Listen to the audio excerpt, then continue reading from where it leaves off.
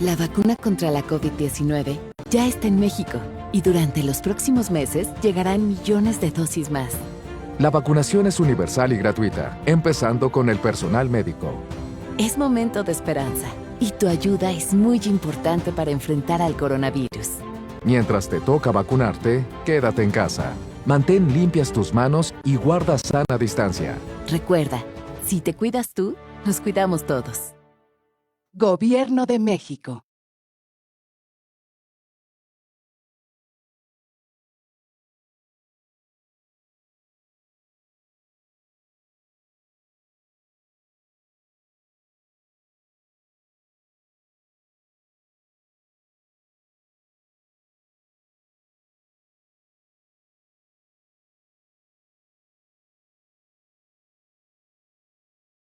¿Qué tal, Juanito? ¿Qué tal? ¿Ya? Corriendo. Sí. Vamos a empezar. Sale, chicos. Buenas noches.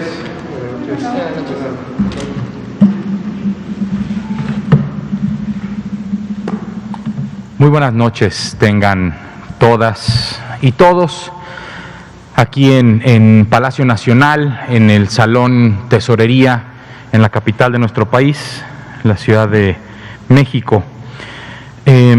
Hoy es viernes 15 de enero del 2021, son las 19:01 y vamos a iniciar la conferencia de prensa sobre la actividad epidémica del virus SARS-CoV-2 en nuestro país y el reporte del avance de la Política Nacional de Vacunación contra el virus SARS-CoV-2 para la prevención de la COVID-19 en México.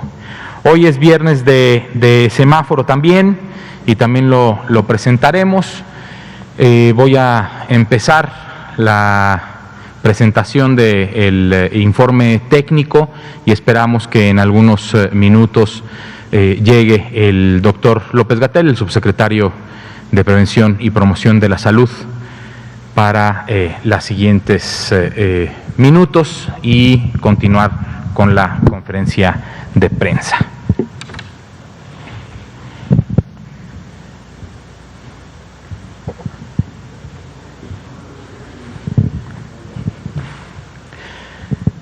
Bien, estamos viendo aquí el escenario nacional, cómo ha avanzado la epidemia de virus SARS-CoV-2, de COVID-19. Aquí hay un artefactito, no sé si se pudiera arreglar, un distractor X. Vemos esta curva epidémica, que es la que todos los días revisamos y presentamos, es la curva epidémica de casos estimados sobre el total de personas que han tenido un contacto con el Sistema Nacional de Vigilancia Epidemiológica. Actualmente, con esta estimación, que como lo hemos explicado en múltiples ocasiones, se lleva a cabo aplicando la positividad al virus SARS-CoV-2 de los registros de las personas, ya sea que no se les haya tomado una prueba de laboratorio o cuya prueba de laboratorio haya sido rechazada por el laboratorio de acuerdo a los estándares de calidad, se haya derramado, se haya registrado como tomada, pero que nunca hubiera llegado al laboratorio por algún error en el registro de la persona que haya requerido de atención.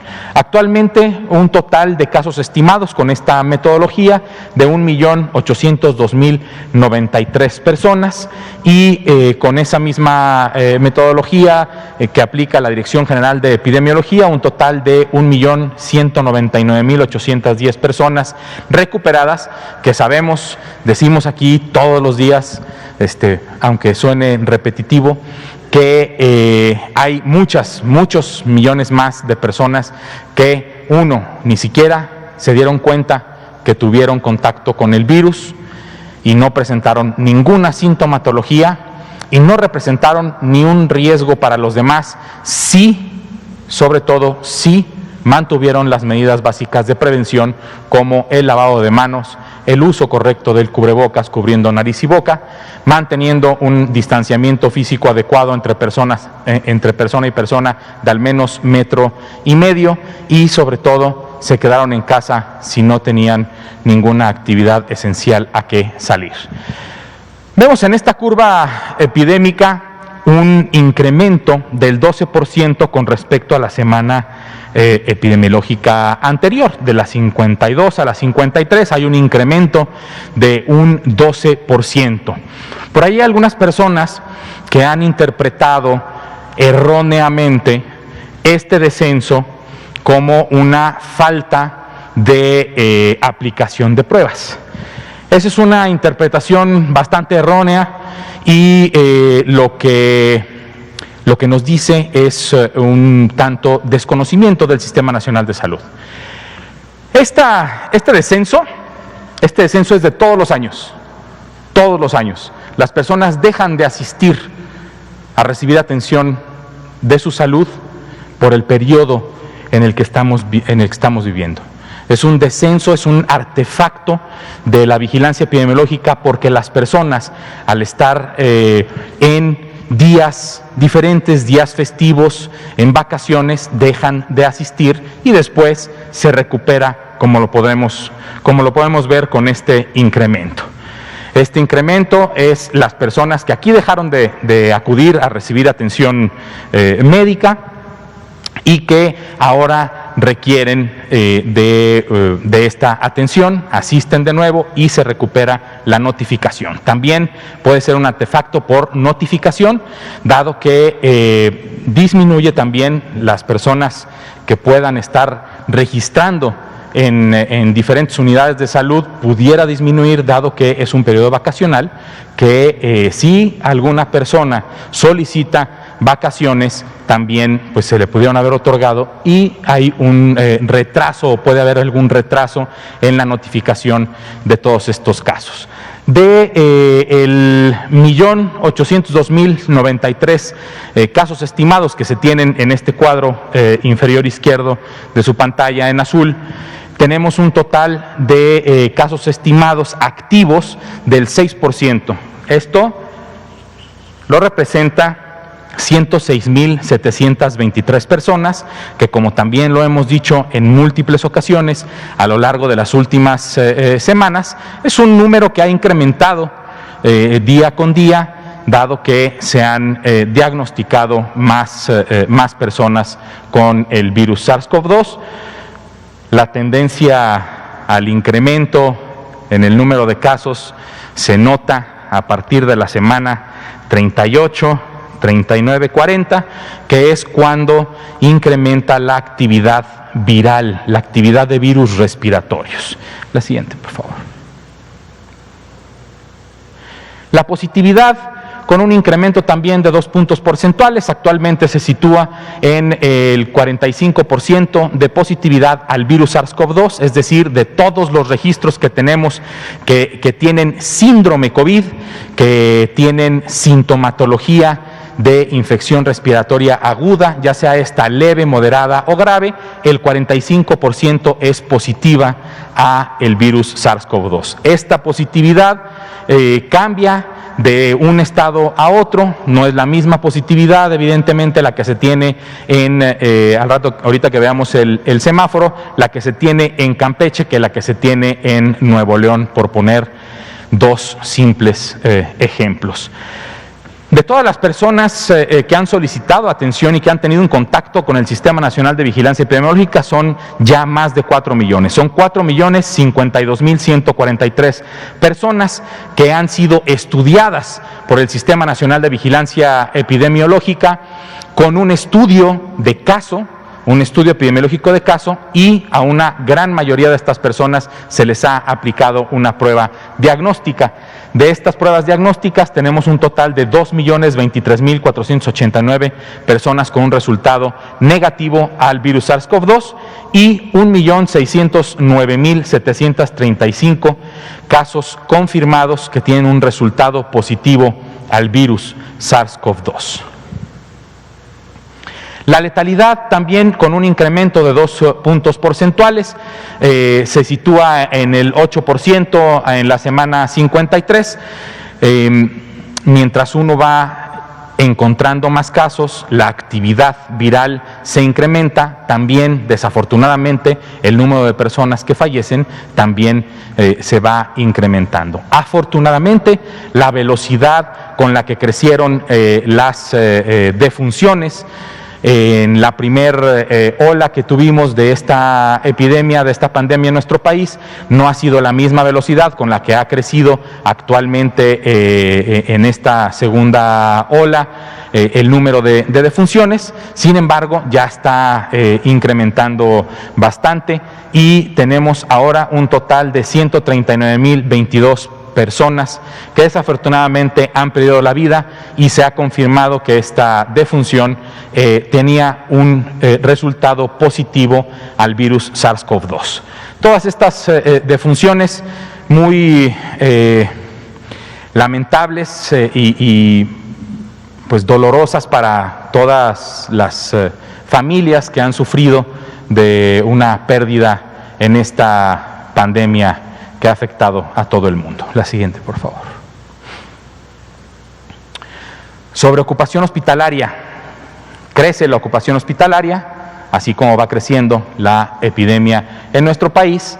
Actualmente tenemos 6 entidades federativas con más del 70% de ocupación hospitalaria sobre camas para atención general, infección respiratoria aguda grave, que no requiere de cuidados críticos, que no requiere de un respirador mecánico. Estas 6 entidades federativas con más del 70% son Ciudad de México, que tiene ahorita 90% de ocupación hospitalaria. Esto es muy importante saberlo. Esto va fluctuando, se van dando de alta personas, pero también van llegando más personas, y entonces mantener este 90 es grave. Hay que hacer también un esfuerzo como sociedad para intentar mitigar esta epidemia y que la ocupación hospitalaria también vaya disminuyendo. El estado de Hidalgo con 86%, Guanajuato 84%, el Estado de México 83%, Nuevo León 81% y Puebla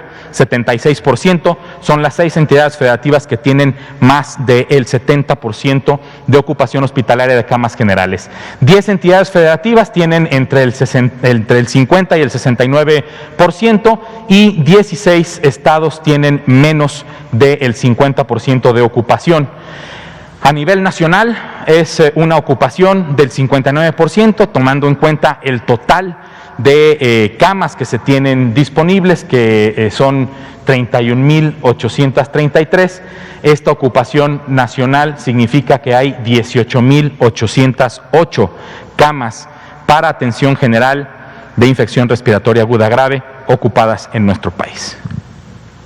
Sobre la ocupación o disponibilidad de camas con un respirador mecánico para atender personas que padecen una infección respiratoria aguda grave y requieren de cuidados críticos. No todas estas camas están dentro de una unidad de cuidados intensivos. La reconversión hospitalaria es esto: ampliar los servicios de cuidados críticos fuera de la unidad de terapia intensiva, y también incrementar el número de camas generales, derivando algunos procedimientos que pueden ser derivados en el tiempo, valga la redundancia.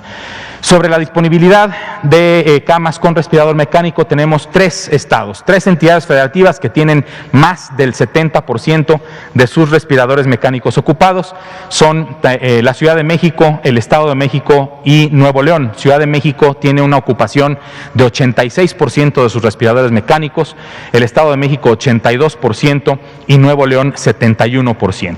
4 entidades federativas tienen esta media de entre el 50 y el 69%, que ya que ya están pensando estos estados de Baja California, Hidalgo, Tlaxcala y Aguascalientes, si es que su actividad está incrementando, ya están en la reconversión, en incrementar esta capacidad para evitar las saturaciones de más del 70%. 25 entidades federativas tienen menos del 50% de la ocupación de camas con disponibilidad de un respirador mecánico. Todo esto en total es una ocupación del 51% a nivel nacional. De las 10.085 camas y respiradores mecánicos que se tienen disponibles, están ocupadas 5.174 con personas que padecen infección respiratoria aguda grave y requieren de cuidados intensivos. Sobre el semáforo de riesgo epidémico, si la epidemia está caminando, si la epidemia está creciendo, el número de entidades federativas que incrementan su riesgo también va a crecer.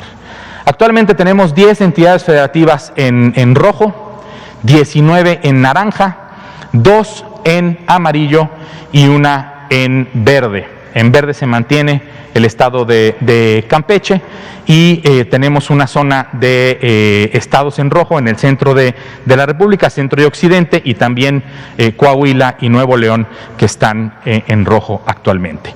De los que están en naranja, hay 10 entidades federativas también, si no me equivoco, no, bastante más, que dentro del naranja, que tiene un rango de 16 a 32, están más pegados al rojo que más pegados al amarillo. Esto quiere decir que son las que tienen un mayor puntaje dentro del naranja y pueden ser por dos razones. O acaban de disminuir su riesgo, como puede ser el estado de Baja California, o están incrementando su riesgo y se pueden acercar al nivel máximo de riesgo epidémico representado por el color rojo. Muchas gracias. Gracias, doctor Ricardo Cortés, director general de Promoción de la Salud de la Secretaría de Salud. Continuamos nuestra conferencia de prensa diaria sobre COVID-19 en el Palacio Nacional de México. Son las 19:16. Vámonos a la vacunación. Vamos a comentar lo que se ha logrado hasta el momento y lo que se logró específicamente hoy. 59.015 dosis fueron las administradas el día de hoy hasta las 16 horas. Hasta las 16 horas ya se tenían hoy 15 de enero 59.015 dosis aplicadas. Vamos a revisar el progreso que se ha tenido desde el 24 de diciembre, cuando empezó este programa especial de vacunación. Hemos tenido estas cantidades de aquí, no me detengo en ninguna en particular. Tuvimos ya el cambio grande del periodo de calibración al periodo de expansión del programa especial de vacunación contra el virus SARS-CoV-2, causante de COVID, y pasamos a 136.716, al día siguiente 121.514 y hoy 59.015. Advierto, ya lo hemos comentado, que estos números pueden recibir actualizaciones en la medida en que, igual que las curvas epidémicas, los informes proceden, por un lado, de la plataforma informática específicamente diseñada para este programa, pero en el sitio, en los puntos de vacunación, también estamos registrando a algunos colegas en este momento, trabajadores y trabajadoras de la salud, que pudieran no estar registrados en la plataforma por alguna omisión, algún retraso de su incorporación a los padrones de vacunación. Pero es completamente válido si son acreditados por los hospitales, por los directivos de los hospitales, que en el momento se registren y quedan documentados con un acta de hechos que la Brigada Correcaminos está encomendada de hacer. Toda esta documentación, para futura referencia, estará siempre disponible y será información pública, por supuesto. La siguiente. Aquí se ve cómo cambia la velocidad y notarán cómo en cada tarde mostramos esta inclinación de la curva de vacunación. Esta no es una curva epidémica, es una curva de protección y veremos que se inclina. Esto quiere decir que al momento del corte de las 16 horas hay una menor cantidad de vacunas con respecto a las que finalmente terminen poniéndose cerca de las 21 horas, 9 de la noche, en que cierran las unidades de vacunación. Así ocurrió ayer, se veía esta inclinación que hoy ha sido rectificada, puesto que se incorporó la información entre las 16 y las 21 horas. Lo importante es que ya llevamos 415.417 vacunas aplicadas. La siguiente, por favor. ¿Cómo se distribuyen? Ya empezamos a poner las segundas dosis. Recordar que el esquema de vacunación de la vacuna de Pfizer-BioNTech incluye 2 dosis. La dosis inicial y 21 días después ya se pone la segunda dosis. 1.958 personas fueron vacunadas hoy en segunda dosis y aquí se completarán las 2.975 que fueron vacunadas el 24 de diciembre de 2020. Esto es ya esquema completo y tenemos como medio esquema o el componente inicial del esquema 413.459 para ese total de 415.417. Un recordatorio importante a las personas que han sido vacunadas. En este momento estamos vacunando solamente al personal de salud, personal de primera línea, personal que está trabajando en las unidades COVID. En estas unidades COVID no solamente participan enfermeras, enfermeros, médicas, médicos, participan 11 categorías laborales de personal que cumplen funciones muy importantes. Algunas han sido consideradas funciones auxiliares o funciones de apoyo. Consideramos que es imprescindible verlas como actividades muy sustantivas del cuidado clínico de las personas.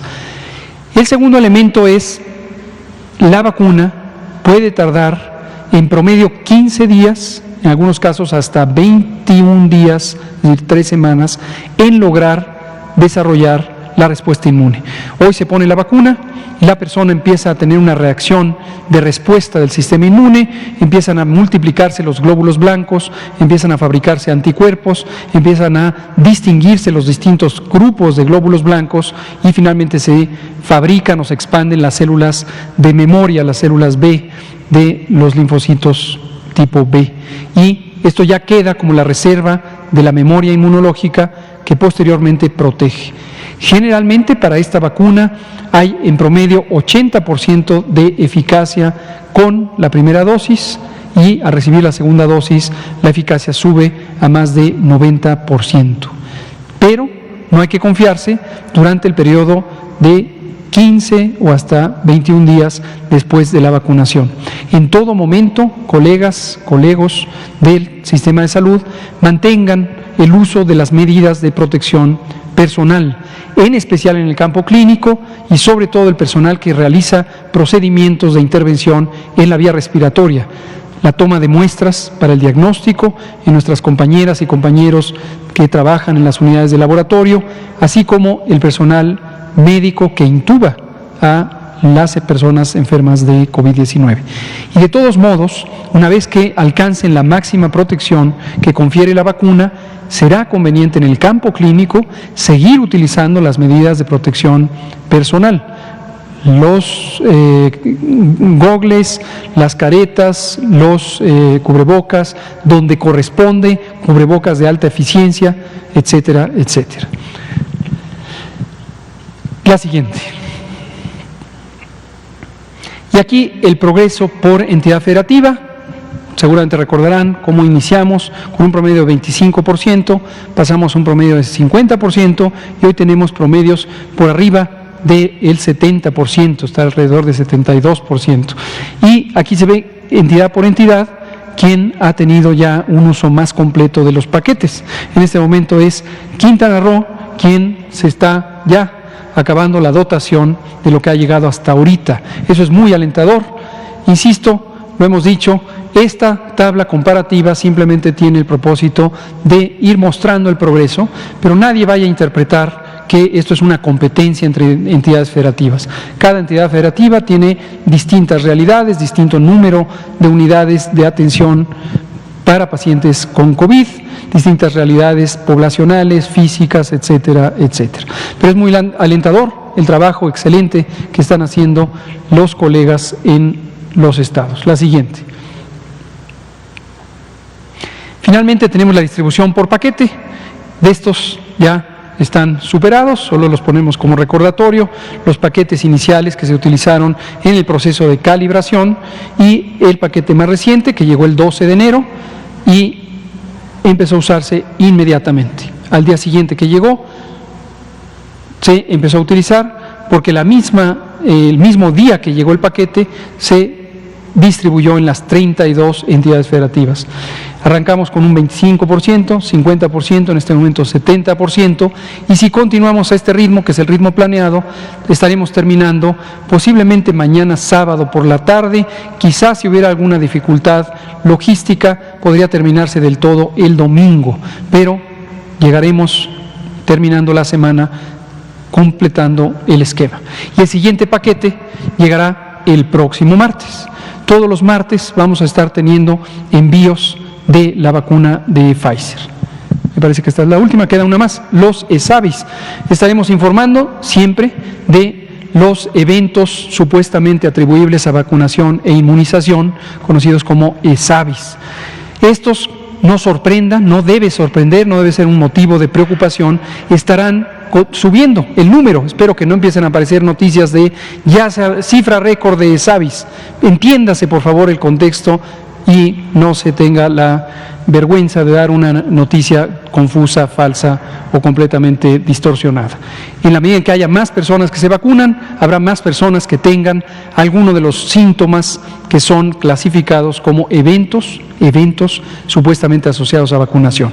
La gran mayoría son no graves, 97%. ¿Qué quiere decir no graves? Dolor en el sitio de infección, en el sitio de inyección, siempre tengo el lapsus de decir infección porque pienso en el COVID-19, en el sitio de inyección, o fiebre, o dolor de cabeza, o náusea, o mareo, o síntomas menores. Y estos se quitan generalmente en un periodo de 2-3 días y desaparecen sin intervención alguna. Ahora, ciertamente hay algunos que requieren una atención específica, los que son graves.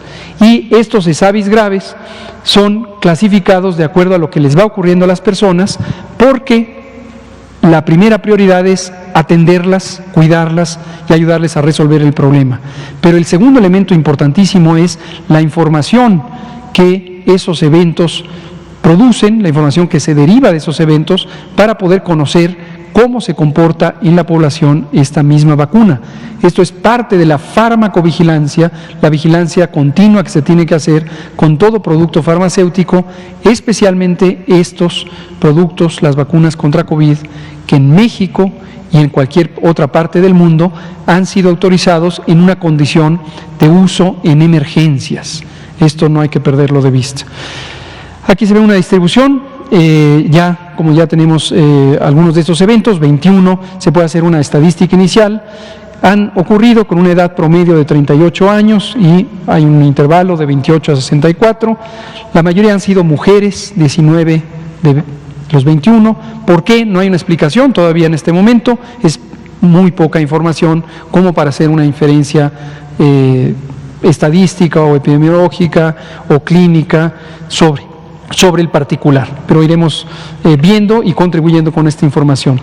En este momento tenemos todavía hospitalizadas a 8 personas, han sido dadas de alta 13 personas. Y las entidades federativas donde han ocurrido son diversas: Guanajuato 1, Hidalgo 1, Chihuahua 2, Estado de México 2, Oaxaca 2, Yucatán 2, Ciudad de México 4, Coahuila 7. Esta estadística también será relevante porque está asociada a los lotes de vacunación. En este momento no hay ninguna asociación de un lote en particular como mayormente causante de alguna de estas ESAVIS que han sido de importancia. Muy bien, pues vamos a pasar a la sección 2, la sección de preguntas y comentarios, y vamos a darle la palabra a Juan Hernández de Grupo Cantón, Periódico Basta. Gracias, muy buenas noches, doctor Juan Hernández del periódico Basta, de Grupo Cantón. Rápidamente, nada más si nos puede repetir, por favor, los estados que están catalogados en rojo, amarillo, bueno, para poder hacer el registro. Y segundo, referente precisamente a estas reacciones adversas de las vacunas, ustedes han, se ha hecho la recomendación que las personas que tienen un alto índice de alergia no se vacunen. Pero entonces, con ellos, ¿qué se puede hacer precisamente para que puedan recibir la vacuna? O sea, ¿hay otra propuesta que no sea, por ejemplo, Pfizer u otra, digamos, alternativa para ellos? Gracias. ¿Cómo no? Gracias. Yo le hablo ahorita de vacunas. De la semáforo le hablará nuestro semaforista. Muchas gracias, doctor. Gracias por la pregunta. Los más fáciles, empezamos del menor riesgo al mayor riesgo, ¿no? Tenemos Campeche en verde, Chiapas y Chihuahua en amarillo, y me voy a brincar para darles los 10 rojos. Son Coahuila, Nuevo León, Jalisco, Guanajuato, Querétaro, Hidalgo, Tlaxcala, Estado de México, Ciudad de México y Morelos. Los 19 restantes están en naranja. Gracias, doctor Cortés. Y respecto a la vacuna, efectivamente la alergia grave puede ser una contraindicación. Médicamente hablamos de contraindicaciones relativas, aquellas que deben ser consideradas como un elemento de riesgo y requieren una vigilancia particular, pero no impiden del todo el utilizar el producto. Y las contraindicaciones absolutas es donde no se puede utilizar el producto en alguna condición de salud o demográfica o de otro tipo. ¿Qué se puede hacer con personas que tienen antecedentes de alergia grave? Se recomienda no vacunarlas con la vacuna de Pfizer-BioNTech. Por esa razón es importante que al momento de la vacunación, y esto es lo que se está preguntando al momento, que no olviden que tienen antecedente de alergia grave. Ahora, es muy distinto la alergia grave que la alergia no grave. La alergia grave en general es una condición que altera significativamente la estabilidad del funcionamiento del cuerpo, la estabilidad fisiológica. Por ejemplo, alguien que presenta hinchazón, edema, como conocemos médicamente, esto se inflama la vía respiratoria y tiene dificultad para respirar, alguien que tiene un estado de choque y se le disminuye la presión arterial, alguien que tiene convulsiones. Ese es el tipo de manifestaciones de una alergia grave. Alergias leves pueden ser lesiones en la piel de duración limitada, incluso cierto edema, por ejemplo, en los labios y otras, comezón en la piel. Ese es el tipo de manifestaciones de una alergia leve. ¿Qué se puede hacer si entonces no se puede vacunar con esta vacuna? No se debe vacunar con esta vacuna. Se debe esperar entonces a otra vacuna. De las demás vacunas, hasta el momento la información que se conoce no tienen esta restricción, específicamente la vacuna de AstraZeneca, a la que ya en México y en muchos otros países se le dio registro de autorización de uso de emergencia, no tienen esta restricción. Y hay que ir esperando. O sea, es desafortunado, por supuesto uno quisiera tener una solución. Cuando existen alergias, existen a veces, de acuerdo al criterio médico individual, entendiendo a profundidad la condición de salud de una persona, que es evaluada por una persona médica, se puede considerar el realizar una intervención de desensibilización. No detallaré, es una intervención médica que no viene al caso comentar en detalle, pero se puede tratar de hacer un proceso de desensibilización para usar. Cuando no hay una alternativa plausible o cuando hay un riesgo inminente en la estabilidad de la persona, que no es el caso evidentemente de la vacunación, una intervención preventiva. Muchas gracias. Arturo Contreras, pie de página. Buenas noches, Arturo Contreras, de Pie de Página. Una duda sobre el plan de vacunación, sobre la efectividad epidemiológica de vacunar poblaciones lejanas primero, a donde hay como mayor carga epidémica, según uno podría entender, en las ciudades, ¿no? O sea, saber si vacunar primero a las personas que están, a los adultos mayores que están en comunidades lejanas, ayuda más a contener las defunciones, o esto más bien es atribuible a que en esas regiones tan lejanas los accesos de salud son más escasos, ¿no? Entonces, pues bueno, esa sería una primera. Y ayer nos dimos una vuelta por varias funerarias y por varios crematorios de la ciudad, sobre todo los que están alrededor del Hospital General, y nos estaban diciendo que hay hasta 4 o 5 días de esperas para cremar cadáveres, ¿no? Entonces, en los lineamientos de manejo de cadáveres de COVID-19, al final dice que ante un aumento súbito de la necesidad de servicios financieros, se pensaría en algo. Entonces, quiero saber si se tiene pensado en algo o si se va a dejar que los propios, que las propias funerarias, que los propios servicios funerarios tomen esta responsabilidad o tomen esta iniciativa. Muchas gracias por las preguntas, Arturo. Sobre la primera, hoy aprovecho para platicarles que hoy tuvimos una nueva reunión, estas son periódicas, con la CONAGO, con la Conferencia Nacional de Gobernadores. Asistieron todos los gobernadores y la gobernadora de Sonora, y aunque no pudo estar personalmente la jefa de gobierno porque tenía un elemento importantísimo que resolver, participó el licenciado Suárez del Real, su secretario de gobierno. En fin, estuvieron representadas las entidades federativas. La conversación, como siempre, fue muy constructiva, muy amigable y muy abierta, en el sentido de un diálogo circular entre los gobiernos estatales y el gobierno de México. La sesión estuvo organizada, como siempre, por la secretaria de Gobernación, la doctora Sánchez Cordero, y en este caso también conducida o co-conducida por el secretario de Salud, el doctor Jorge Alcocer. Participó también el secretario de Turismo, Miguel Torruco. Y entre los temas que se trataron fue precisamente la vacunación. Y uno de los planteamientos que se conversó al respecto fue este diseño del plan en términos territoriales. Se han definido 3 áreas, 3 zonas geográficas, ya lo hemos comentado también esto aquí. La primera zona es las zonas rurales dispersas, la segunda zona son las zonas conurbadas y de las urbes, las ciudades de pequeño y mediano tamaño, y la tercera son las zonas metropolitanas. El grupo técnico asesor de vacunación, este grupo del que hemos hablado también en múltiples ocasiones, que es un grupo conformado por científicas y científicos y especialistas en distintos campos de la salud, ha estado trabajando por muchas semanas, no solamente con la propuesta inicial que derivó en el documento rector de la Política Nacional de Vacunación contra SARS-CoV-2 que presentamos el 8 de diciembre y que está público de manera inmediata ese mismo día. Por favor, quien tenga interés, vaya a coronavirus.gov.mx, ese y todos los documentos están públicos.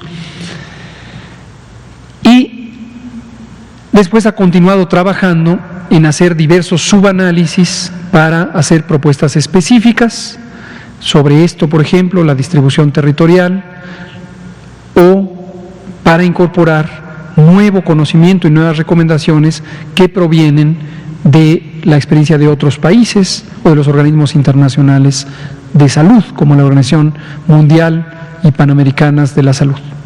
Por cierto, esto también lo hemos dicho, este grupo está encabezado por la doctora Celia Alpuche Aranda, quien es la directora del Centro de Investigación sobre Enfermedades Infecciosas del Instituto Nacional de Salud Pública. Es una muy prominente académica, pediatra, infectóloga, maestra y doctora en ciencias. Y participan en el grupo otros 21 colegas muy conocedores de otros campos, pero quiero destacar, no por menospreciar a quien habitualmente no menciono, pero sí por destacar la robustez intelectual que tenemos en ese grupo. Participa el doctor Alejandro Cravioto Quintana. El doctor Cravioto Quintana es también un infectólogo pediatra, doctor y maestro en ciencias, especialista en vacunas desde hace muchos años. Fue director del Centro de Investigación en Enfermedades Diarreicas de la Organización Mundial de la Salud, que está en Bangladesh, durante 10 años. Fue director de la Facultad de Medicina de la Universidad Nacional Autónoma de México y es en este momento el presidente del Grupo Asesor Estratégico de Inmunizaciones de la Organización Mundial de la Salud. Entonces no podríamos estar en mejor conexión con las recomendaciones internacionales. Participa también nuestro propio doctor José Ignacio Santos Preciado, quien es actualmente el secretario del Consejo de Salubridad General, infectólogo, pediatra, fue también doctor en ciencias, fue director del Hospital Infantil de México, Federico Gómez, fue director del Centro Nacional para la Salud de la Infancia y Adolescencia, fue el creador del Programa de Vacunación Universal de México y es asesor, ha sido por mucho tiempo miembro del Grupo Asesor Estratégico de la Organización Mundial de la Salud y ahora ya además está en el Grupo Técnico Asesor de Vacunas de la Organización Panamericana de la Salud. Entonces, más conectados no podríamos estar.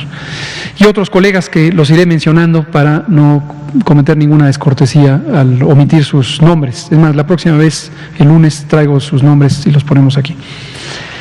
Pero regresando a la pregunta, uno de los análisis que están haciendo, ya hicieron un primer segmento y están haciendo otros, es precisamente para responder esta pregunta. ¿Cuál es la distribución geográfica óptima de la vacunación contra el virus SARS-CoV-2 para prevenir COVID cuando se tiene tal incertidumbre sobre la fabricación de este producto biológico? Y aquí destaco, para que nadie se le olvide, en el mundo entero, la restricción más importante para tener vacunas es la fabricación de vacunas. En la medida en que no se fabriquen, no hay vacunas.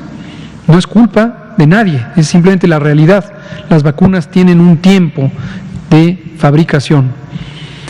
Y los países que hemos tenido la oportunidad de anticiparnos para tener un acceso muy temprano a vacunas, como fue el caso de México, de todos modos estamos sujetos a que se fabriquen y se entreguen.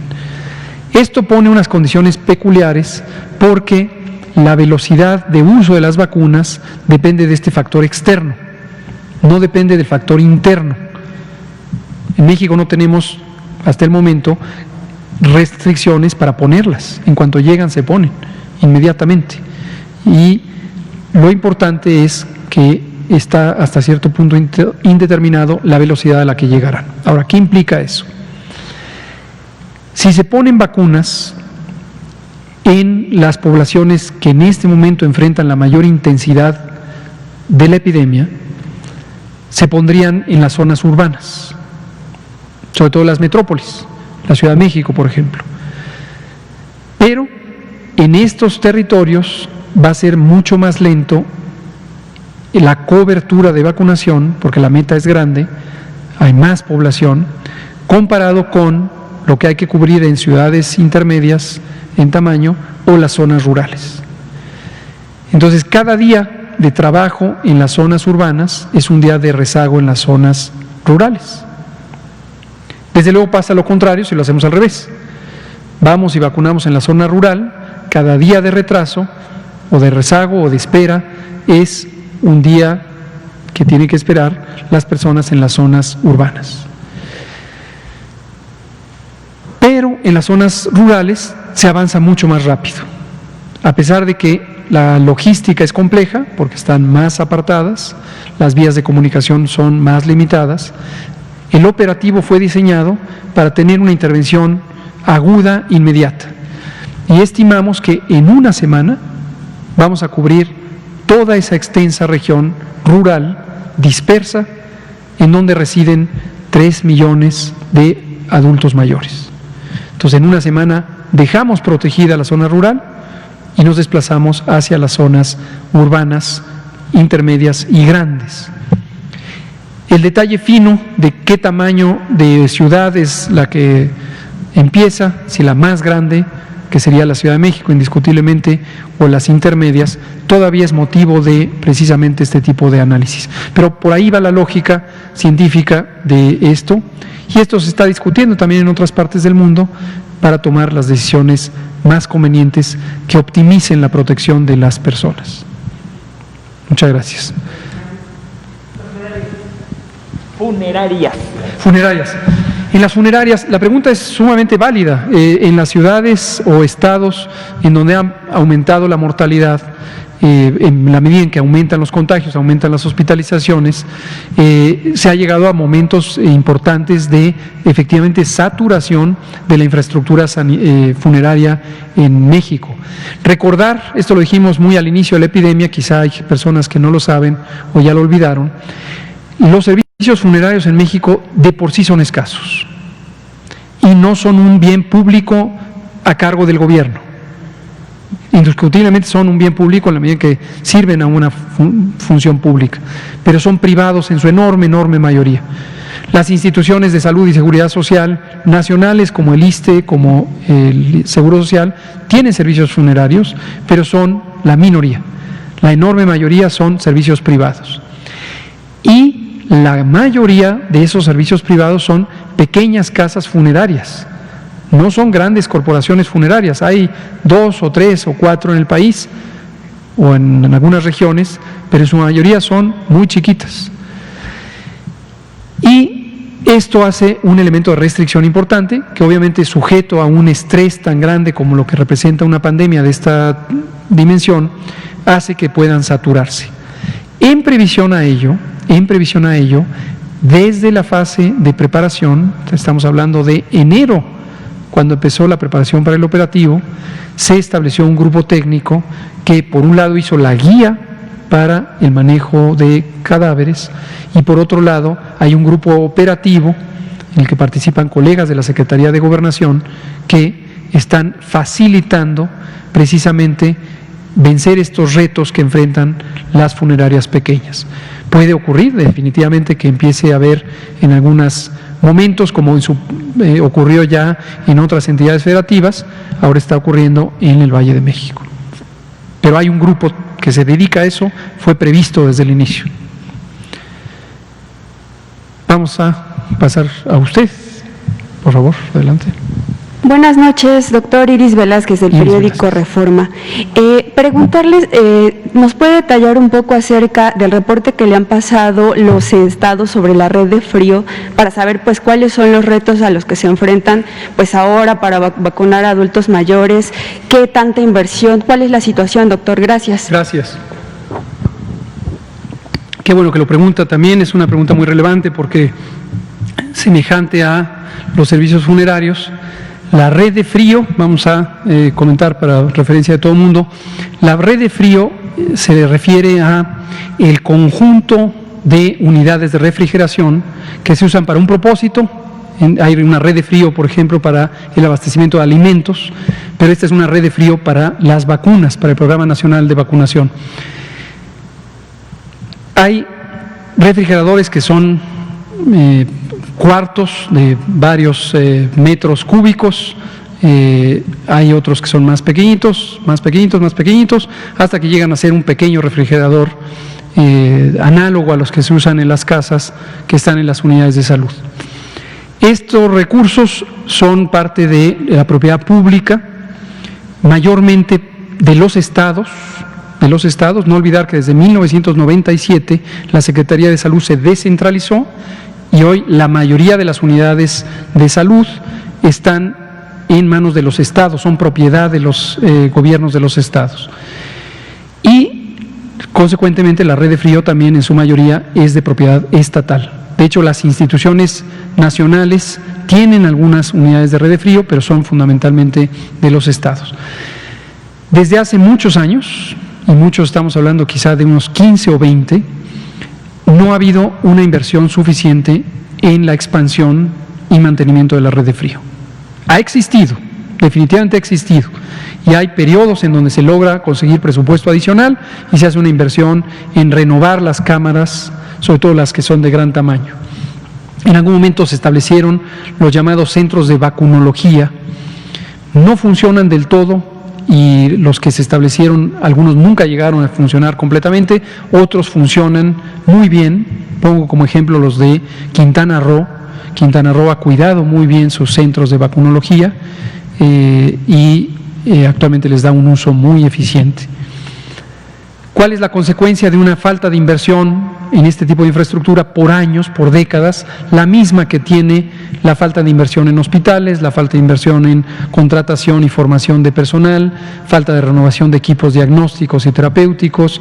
Lo que venimos diciendo desde que empezó el periodo de gobierno, 2 años antes del COVID, tenemos un sistema de salud que por años, por décadas, fue abandonado y no fue desarrollado apropiadamente. Para darles un dato, desde el año 2015, en el Consejo Nacional de Salud se estableció un acuerdo para el seguimiento de esta red de frío y sigue abierto el acuerdo porque seguimos careciendo de una información sustantiva sobre esto.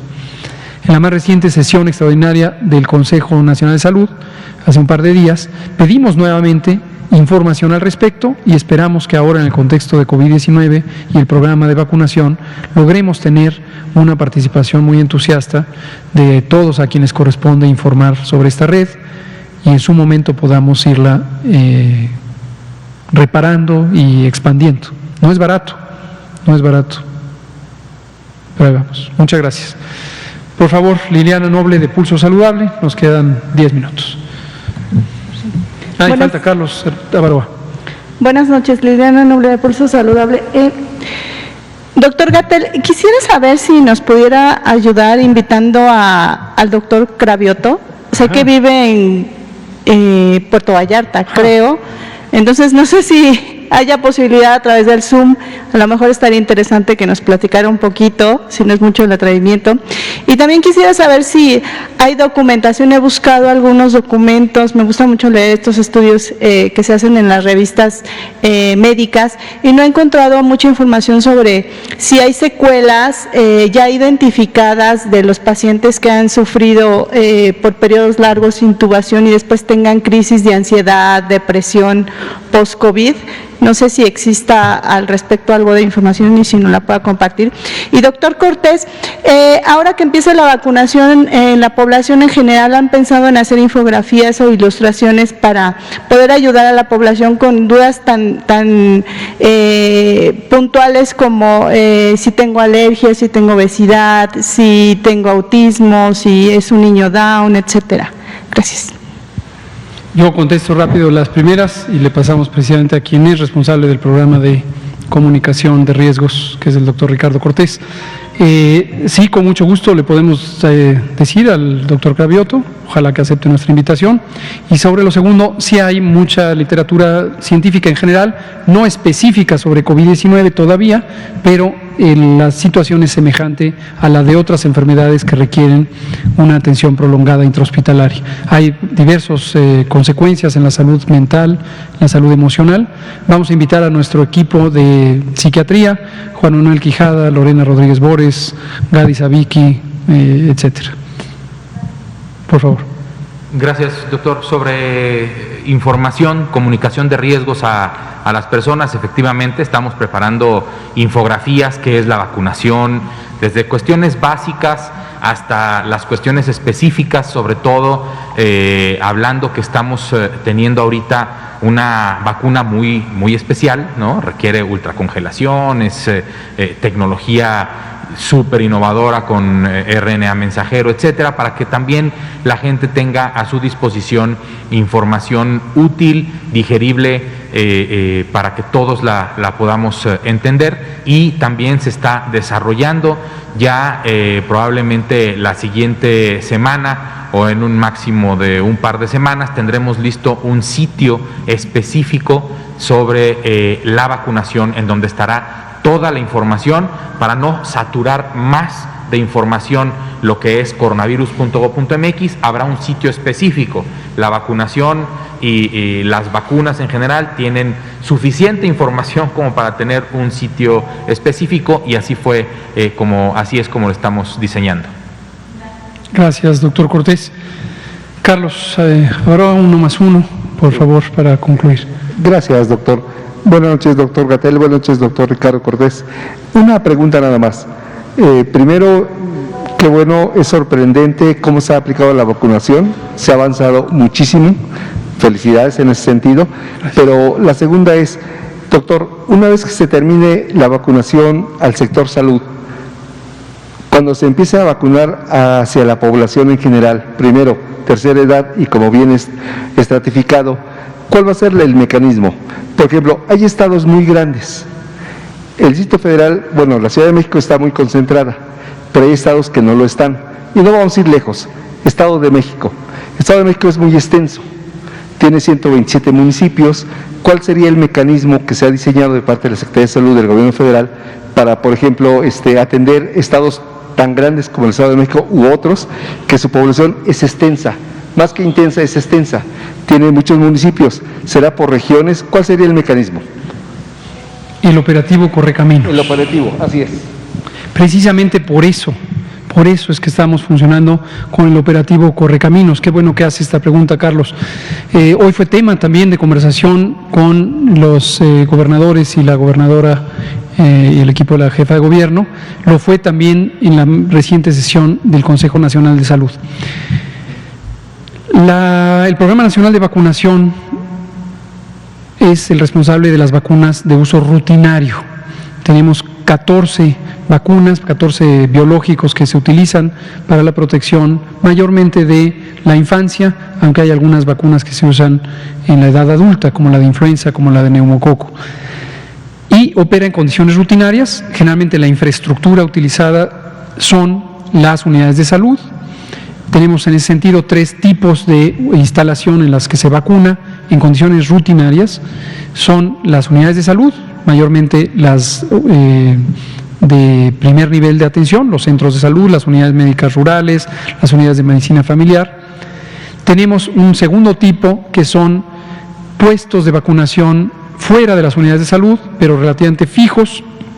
Estos se utilizan en las Jornadas Nacionales de Salud Pública, antiguamente llamadas Semanas Nacionales de Salud y más anteriormente llamadas Semanas Nacionales de Vacunación. Duran pocos días, se ponen, se quitan, son instalaciones temporales. ¿Qué instalaciones son? Escuelas, plazas públicas, oficinas públicas, etcétera. Hay una tercera clase de puestos de vacunación que son los itinerantes, no es un puesto fijo. Una brigada de vacunación toma el transporte y se va 4 horas en un camino de terracería hasta que llega a una pequeña ranchería, se baja, vacuna a los que tienen que vacunar, empaca todo y se va. Aún en estas condiciones, el aparato del programa de vacunación universal sería insuficiente para un operativo de esta naturaleza. Para que se den una idea, en los momentos de mayor actividad del Programa Nacional de Vacunación, nunca se ha superado 8 a 10 millones de dosis aplicadas de una vacuna. Por ejemplo, cuando tuvimos en los años 89-90 un enorme brote de sarampión con más de 60,000 casos y 6,000 defunciones, 1989-90, se implementó un operativo especial de recuperación de coberturas vacunales. Y se llegó en ese tiempo, dado el tamaño de la población, a no más de 5 o 7 millones de personas vacunadas. Aquí estamos hablando de 126 millones de personas, potencialmente, todas, absolutamente todas. Y eso no se puede hacer solamente con el personal de salud y solamente con las instalaciones de salud, aún con estas estaciones itinerantes. Por eso el operativo Correcaminos echa mano de todo el aparato del Gobierno de México y en esencia de todo el Estado Nacional para poder vacunar lo más rápidamente posible. En este momento, como he dicho y les seguiré recordando, la restricción es la producción de vacunas, no la capacidad del Gobierno de México para ponerlas, para utilizarlas en las poblaciones en que se requiere.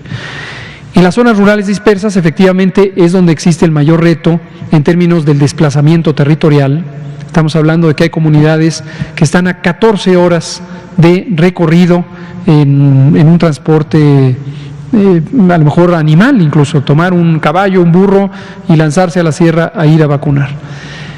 Pero tenemos esta infraestructura que son los centros integradores. Como explicó el presidente hace un par de días, los centros integradores del bienestar no son edificios, no son instalaciones físicas, son colectividades, son asambleas populares que permiten la toma de decisiones y la vinculación social, particularmente en el medio rural.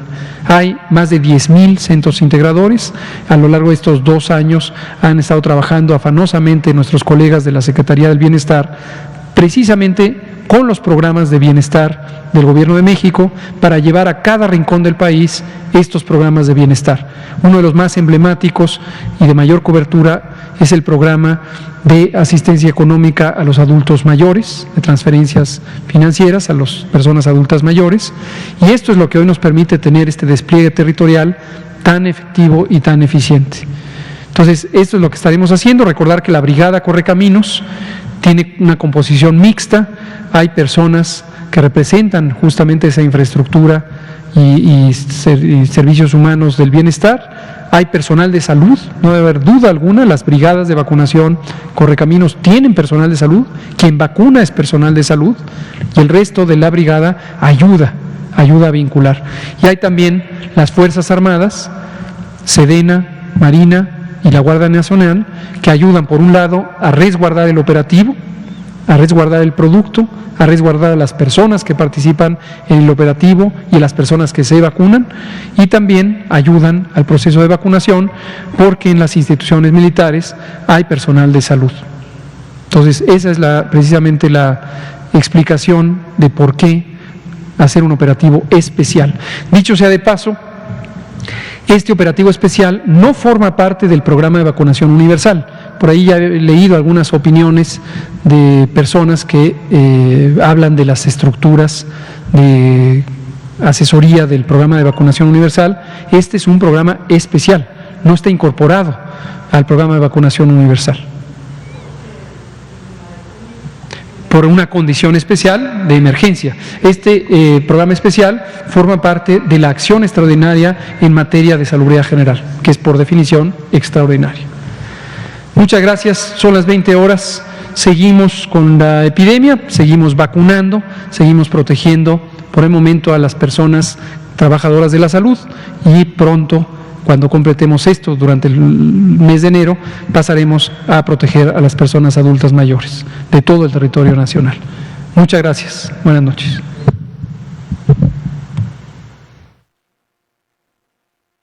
La vacuna contra la COVID-19 ya está en México y durante los próximos meses llegarán millones de dosis más. La vacunación es universal y gratuita, empezando con el personal médico. Es momento de esperanza y tu ayuda es muy importante para enfrentar al coronavirus. Mientras te toca vacunarte, quédate en casa. Mantén limpias, guarda sana distancia. Recuerda, si te cuidas tú, nos cuidamos todos. Gobierno de México.